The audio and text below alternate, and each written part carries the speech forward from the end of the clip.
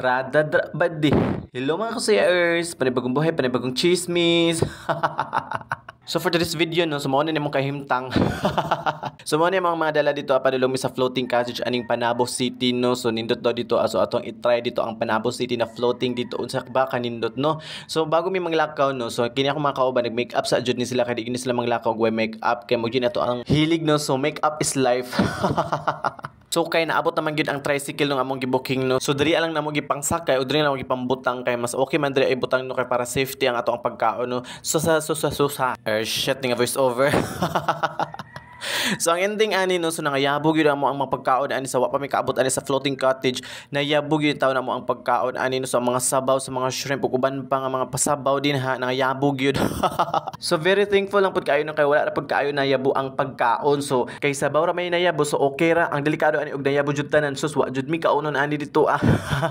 So basta mga ani nga mga lakaw no dito jud mawala ng mga ning ani nga mga panghitabo no. So naabot na gyud mi sa among destination no diri sa Panabo floating cottage diri ano so nindot jud ay no. So kanang makita niyo nga brag payag-payag diha sa layo mo na ang floating cottage no. So bago ta mga kabot dito so kailangan ta mamaktas kay naghunas man gud siya so kailangan jud ta magbaktas no. Kay og taob lang unta na siya so dili mi mamaktas ani padulong dito kay sundoon lang mi sa bangka. So no choice man gyud no so kailangan jud ta mamaktas so daghan pud kay mig mga dalaan ni mga bugat pud kaayo so mo na among mga kauban nga gikan nga nga iwit amo ang gihulat jud kay lisod kaayo og kamera ani magdala kay daghan jud kaayo gyud basig mga yabo pa ni diri mas nayabo na gani dito.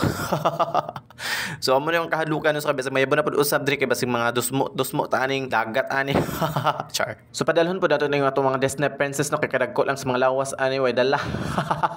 Char lang na. O di ba hastang gwapa sa mga kauban ng burag asa mga adto ba. So gikan mi na makdas naabot mi aning bangka nga mao untay mo sundo sa mo adito sa kwa. Sa daplin kong ni taob lang gyud siya no. So daghanay pud biya mi anin man nakay no so 12 mi kabuk ani so mga 12 disciples char.